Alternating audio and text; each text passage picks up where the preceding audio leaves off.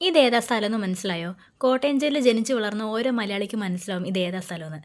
വേറെ ഏതുമല്ല, കോട്ടയം മണർകാട് പള്ളി എന്ന് പറയും. ദൈവമാതാവിൻ്റെ മണർകാട് പള്ളി. ഞാൻ എൻ്റെ അമ്മയുടെ വയറ്റിലായിരിക്കുന്ന സമയം മുതൽ ഈ നിമിഷം വരെ ഞാൻ ഏറ്റവും കൂടുതൽ വിശ്വസിക്കുന്ന പള്ളികളിൽ ഒന്നാണ് ദൈവമാതാവിൻ്റെ പള്ളി എന്ന് പറയുന്നത്.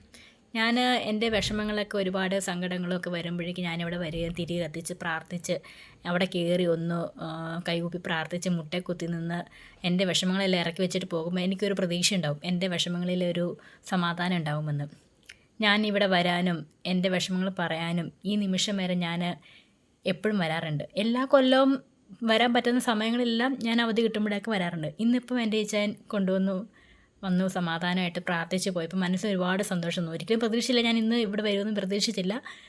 ഇവിടെ വന്ന് ഈ കൽക്കുരിശിൽ വന്നിട്ട് ഇവിടുത്തെ എണ്ണ തൊട്ട് നെറ്റിയിൽ കുരിശ് വരച്ച് ഇത് കണ്ടപ്പോൾ ഈ കൽക്കുരിശിൻ്റെ ഇവിടെ ഞാൻ പണ്ട് എൻ്റെ അമ്മയായിട്ട് വന്ന് ഇവിടെ വന്ന് വലയും വെച്ച് പോകുമ്പോൾ പ്രാർത്ഥിച്ചൊക്കെ പോകുമ്പം ഞങ്ങൾ ഓർക്കാറുണ്ട്, പണ്ട് അമ്മയും ഞാനും വന്നിട്ട് പെരുന്നാളിൻ്റെ സമയത്തൊക്കെ ഈ കൽക്കുരിശിൽ ഒരുപാട് പേര് എണ്ണ വന്ന് ഒഴിക്കും. ആ എണ്ണ നമ്മൾ കുപ്പിയിലാക്കി എടുത്തുകൊണ്ട് പോയിട്ട് വീട്ടിൽ പോയി വിളക്ക് കത്തിച്ച് തിരി കൊളുത്തുമ്പം വല്ലാത്തൊരു സന്തോഷമായിരുന്നു. അന്ന് അങ്ങനെയായിരുന്നു. ഈ പെരുന്നാൾ സമയത്തൊക്കെ ഇതിന് ചുറ്റും ആൾക്കാരുണ്ട്. അത് കഴിഞ്ഞിട്ടാണ് ഇങ്ങനെ തടങ്ങലൊക്കെ വെച്ചത് കേട്ടോ. ജനങ്ങൾ ഒരുപാട് കൂടി വന്നപ്പോൾ ഒരുപാട് വിശ്വാസമുള്ള ഒരു പള്ളിയാണിത്. ഇവിടെ വന്നാൽ പ്രാർത്ഥിച്ചാൽ നമ്മുടെ ആഗ്രഹങ്ങൾ എന്തായാലും നടക്കും. എനിക്ക് എൻ്റെ ഒരു വിശ്വാസം ഉണ്ട് കേട്ടോ. അതുകൊണ്ടാണ് ഞാൻ പറഞ്ഞത്. എല്ലാവർക്കും എങ്ങനെയാണെന്ന് അറിയില്ല. ഞാനിവിടെ വന്ന് അകത്ത് കയറി പ്രാർത്ഥിച്ചു, നേർച്ചയിട്ട് എൻ്റെ വിഷമങ്ങളെല്ലാം പറഞ്ഞ് ഞാൻ ഇറങ്ങി.